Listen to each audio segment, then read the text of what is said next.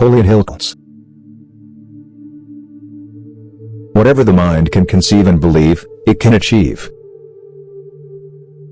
The starting point of all achievement is desire. Keep this constantly in mind. Weak desire brings weak results, just as a small fire makes a small amount of heat. You are the master of your destiny. You can influence, direct and control your own environment. You can make your life what you want it to be.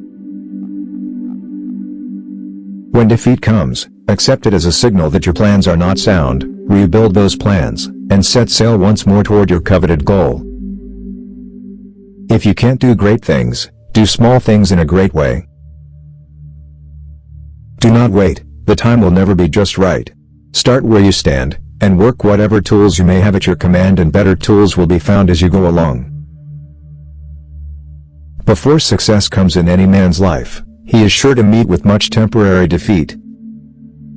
And, perhaps, some failure. When defeat overtakes a man, the easiest and most logical thing to do is to quit. That is exactly what the majority of men do.